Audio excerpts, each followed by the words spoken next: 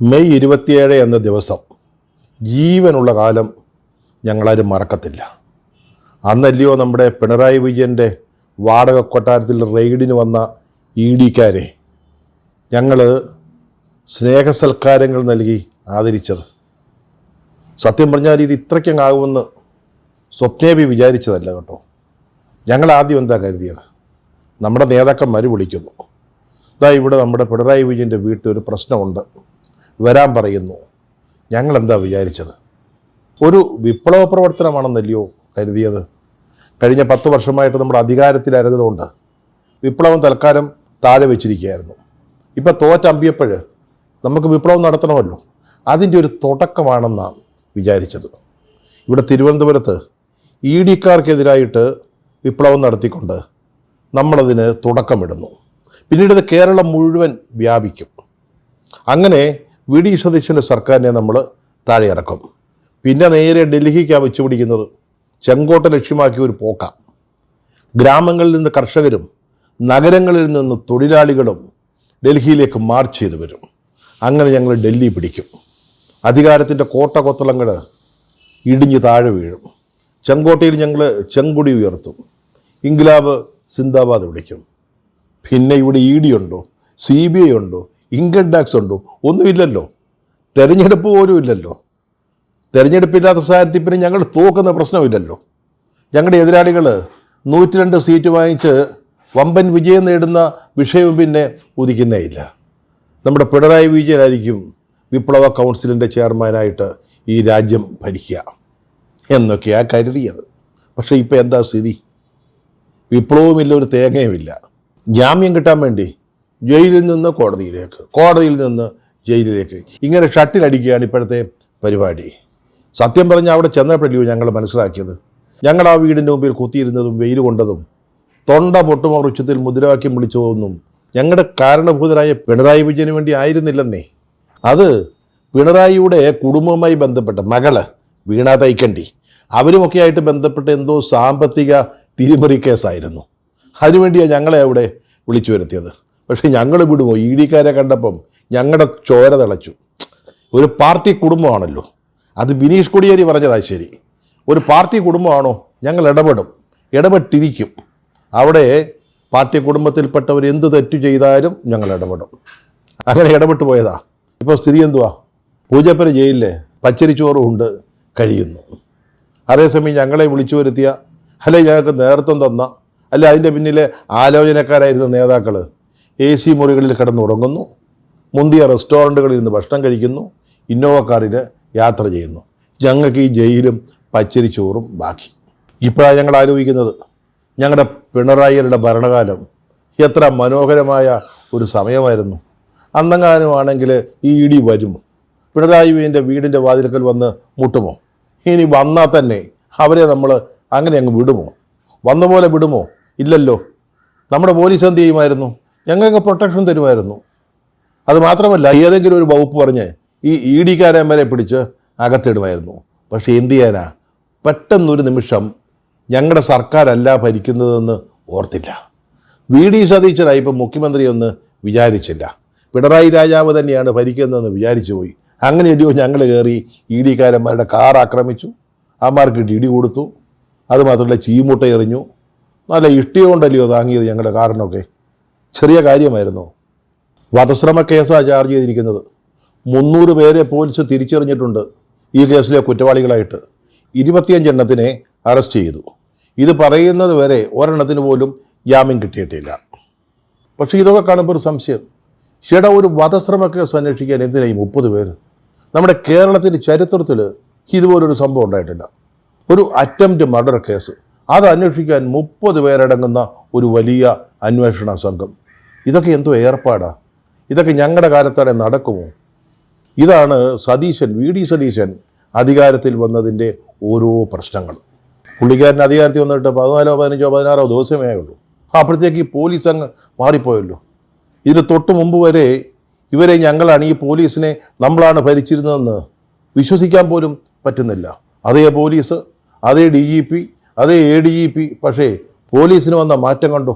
ഇതാണ് ആരെയും വിശ്വസിക്കരുത് എന്ന് വിപ്ലവാചാര്യനായ കാറൽ മാർക്സ് പറഞ്ഞിട്ടുള്ളത്.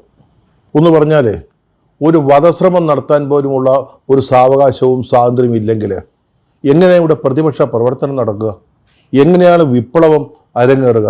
ഈ EDക്കെതിരെയുള്ള പ്രതിരോധം, ഈ പ്രതിരോധം എന്ന് പറയുന്നത് ഒരു ഭംഗിവാക്കാണ്. ഞങ്ങൾ അവന്മാരെ പൂശിയ കാര്യമായി പറയുന്നത്. അത് സത്യം പറഞ്ഞാൽ EDക്കെതിരായിട്ടുള്ളതല്ല, കേന്ദ്രം ഭരിക്കുന്ന വർഗീയ ഫാസിസ്റ്റ് ശക്തികൾക്കെതിരായിട്ടുള്ളൊരു പോരാട്ടത്തിൻ്റെ തുടക്കമായിരുന്നു. അതുപോലെ തന്നെ അവർക്ക് ചൂട്ടുപിടിക്കുന്ന സതീശൻ സർക്കാരിനെതിരായിട്ടുള്ള ഒരു താക്കീത്. അതൊന്നും നമ്മുടെ കേരള പോലീസിന് മനസ്സിലാകുന്നില്ല. പിന്നെ നമ്മൾ എന്തു ചെയ്യും? ഈ വക പ്രത്യയശാസ്ത്രപരമായ പ്രശ്നങ്ങൾ ആരോടെങ്കിലും ചർച്ച ചെയ്യാമെന്ന് വിചാരിച്ചാൽ മരുന്നിനെങ്ങനെ രണ്ടുപേരെ ഞങ്ങളുടെ പാർട്ടിയിലുള്ളൂ. അതായത് സൈദ്ധാന്തിക വിശാരദന്മാർ, പ്രത്യയശാസ്ത്രം അരച്ചു കുടിച്ചവർ. ഒന്ന് നമ്മുടെ ബേബി സഖാവാണ്. പക്ഷേ ബേബി സഖാവ് അങ്ങ് ഡൽഹിയിലാണ്. അത് ഇപ്പോൾ ഇങ്ങോട്ട് അങ്ങനത്തെ വലിയ വരവൊന്നുമില്ല. കേരളത്തിൻ്റെ കാര്യത്തിൽ വലിയ താല്പര്യമൊന്നുമില്ല. പുള്ളിക്ക് തന്നെ ഒരു തോന്നലുണ്ട്, കേരളത്തിൽ നമ്മുടെ കാരണഭൂതരായ പിണറായി വിജയനെ 35 അംഗങ്ങളുടെ ഒരു പ്രതിപക്ഷ നേതാവാക്കാൻ സ്വന്തം നിലയ്ക്ക് എനിക്ക് കഴിഞ്ഞില്ലല്ലോ എന്നൊരു കുറ്റബോധമുണ്ട്. അതിന് പോളിറ്റ് ബ്യൂറോയിൽ വോട്ടിടേണ്ടി വന്നു. അങ്ങനെയാണ് പിണറായി വിജയൻ പ്രതിപക്ഷ നേതാവായത്. ആ ഒരു ചമ്മൽ മൂപ്പർക്കുണ്ട്. മറ്റൊരു പ്രത്യയശാസ്ത്ര വിശാരദൻ എന്ന് പറയുന്നത് ഞങ്ങളുടെ പാർട്ടിയുടെ സംസ്ഥാന സെക്രട്ടറി MV ഗോവിന്ദനാണ്. പക്ഷേ അദ്ദേഹത്തോട് സംശയങ്ങൾ ചോദിക്കാൻ സമയം കിട്ടുന്നില്ലെന്നേ. അദ്ദേഹം ഭയങ്കര തിരക്കിലാണ്. എന്തിൻ്റെ തിരക്ക? കഴിഞ്ഞ നിയമസഭാ തെരഞ്ഞെടുപ്പിൽ എന്തുകൊണ്ടാണ് LDF തോറ്റുപോയത്? അതിൻ്റെ കാരണം കണ്ടുപിടിക്കാനുള്ള ശ്രമത്തിലാണ്. അദ്ദേഹം ഇങ്ങനെ ഭൂതക്കണ്ണാടി വെച്ച് ഇങ്ങനെ ഓരോന്നും അന്വേഷിച്ചുകൊണ്ടിരിക്കുക. അതിനിടയിൽ പ്രത്യയശാസ്ത്ര പ്രശ്നങ്ങൾ ചർച്ച ചെയ്യാൻ എവിടെയാണ് സമയം? സത്യം പറഞ്ഞാൽ എന്തുകൊണ്ടാണ് തോറ്റതെന്നുള്ളത് ഇവിടുത്തെ കൊച്ചു കുഞ്ഞുങ്ങൾക്ക് പോലും അറിയാം, പാർട്ടിയിൽ എല്ലാവർക്കും അറിയാം. പക്ഷേ പാർട്ടിയുടെ നേതൃത്വത്തിന് ഇതുവരെ മനസ്സിലായിട്ടില്ല. അതിൻ്റെ അന്വേഷണം നടന്നുകൊണ്ടിരിക്കുക. അല്ലെങ്കിൽ തന്നെ ഈ ചത്ത കുഞ്ഞിൻ്റെ ജാതകം എഴുതിയിട്ട് എന്താ കാര്യം? അത് മാത്രമാണോ ഈ വധശ്രമ കേസിൽ? ഒരു സിമ്പിൾ കേസാണെന്നേ, അതിൽ കക്ഷി ചേരാൻ ED ആലോചിക്കുന്നെന്ന്. അത് എന്തിൻ്റെ കേടാ? ED എന്തിനാണ് ഇതിനകത്ത് കക്ഷി ചേരുന്നത്? അവർക്കൊരു സംശയം, കേരള പോലീസ് വേണ്ട പോലെ അന്വേഷിക്കുമോ? കാരണം 2 ആഴ്ച മുമ്പ് വരെ ഞങ്ങളുടെ പോലീസായിരുന്നല്ലോ. അതുപോലെ തന്നെ പ്രതികളുടെ ജാമ്യാപേക്ഷ സെഷൻസിൽ വരുമ്പോൾ അവിടെ ഇപ്പോൾ ഉള്ളത് ഞങ്ങളുടെ പഴയ സർക്കാർ നിയമിച്ച പ്രോസിക്യൂട്ടർമാരാണ്. അവരൊക്കെ പാർട്ടിക്കാരാണ്. അപ്പോൾ അവരുടെ ഭാഗത്തു നിന്ന് ഈ കേസ് വാദിക്കുമ്പം വേണ്ട രീതിയിലുള്ള ശുഷ്കാന്തി ഉണ്ടാകുമോ? ആ കാര്യത്തിൽ EDക്കൊരു സംശയമുണ്ട്. സത്യം പറഞ്ഞാൽ ഞങ്ങൾ ഈ വഴിക്ക് സെഷൻസിൽ ജാമ്യം കിട്ടുമെന്ന് വിചാരിച്ചതാണ്. മനസ്സിലായില്ലേ? പോലീസ് വേണ്ട പോലെ ജാമ്യത്തെ എതിർക്കുമോ? ഇനി എതിർത്താൽ തന്നെ പ്രോസിക്യൂട്ടർമാർ അത്യാവശ്യം ഞങ്ങളോടൊരു പക്ഷാഭേദം കാണിക്കുമല്ലോ, അങ്ങനെ ജാമ്യം കിട്ടുമല്ലോ എന്നൊക്കെ കരുതിയതാണ്. പക്ഷേ ED ആരാ മോഹന്മാർ? അവരിതൊക്കെ മുൻകൂട്ടി കണ്ടെന്നേ. അവർ കേസിൽ കക്ഷി ചേരാൻ ആലോചിക്കുന്നു എന്നാണ് കേട്ടത്. അവരുടെ വക്കീലന്മാർ ഇത് സംബന്ധിച്ച് ബന്ധപ്പെട്ടവരുമായിട്ടൊക്കെ ചർച്ച നടത്തിക്കൊണ്ടിരിക്കുക. ഇത് സംഭവിച്ചാൽ എന്താ നടക്കുക? EDയുടെ മിടുക്കന്മാരായ വക്കീലന്മാർ അവർ ഈ സെഷൻസിൽ വന്നിട്ട് മണിയായിട്ട് ജാമ്യത്തിനെതിരായിട്ട് വാദിക്കും. ഞങ്ങളുടെ കാര്യം കട്ടപ്പോകയാവുകയും ചെയ്യും. ഇപ്പോൾ കേൾക്കുന്ന മറ്റൊരു പ്രധാനപ്പെട്ട കാര്യം, ഈ കേസന്വേഷണത്തിന് CBI വരുമെന്നാണ്. ED അത് ആവശ്യപ്പെടാൻ പോവുക. ED കോടതിയിൽ പോകുന്നില്ല. കോടതിയിൽ പോയിട്ട് CBI അന്വേഷണം വേണമെന്ന് പറഞ്ഞാൽ ചിലപ്പോഴത് കിട്ടണമെന്നില്ല. അങ്ങനെയാണ് ഒരു നിയമോപദേശം ലഭിച്ചിരിക്കുന്നത്. ബംഗാളിൽ ഇതുപോലെ സമാനമായ സംഭവങ്ങൾ ഉണ്ടായപ്പോൾ ED അതിന് ശ്രമിച്ചതാണ്. കോടതിയിൽ പോയി, പക്ഷെ കോടതി സമ്മതിച്ചില്ല, CBI അന്വേഷണത്തിന് സമ്മതിച്ചില്ല. പക്ഷേ ഇവിടെ വേറൊരു വഴിയുണ്ട്, സംസ്ഥാന സർക്കാരിനോട് ആവശ്യപ്പെടുക. അതായത് ഈ കേസ് CBIക്ക് വിടണം. സംസ്ഥാന സർക്കാരിനെ അത് ചെയ്തു കൊടുക്കാതിരിക്കാൻ പറ്റത്തില്ല. ED ആവശ്യപ്പെടുകയാണെങ്കിൽ അവരെന്ത് ചെയ്യും? എന്നാൽ പിന്നെ CBI അന്വേഷിച്ചോട്ടെ എന്ന് വെക്കും. അതിലൊരു രാഷ്ട്രീയമുണ്ട്. കാരണം ഞങ്ങളും EDയുമായിട്ട് നടക്കുന്ന ഈ കളിയുണ്ടോ, ഈ എലിയും പൂച്ചയും കളി, അത് കണ്ട് രസിക്കാൻ അവർക്ക് പറ്റുമല്ലോ.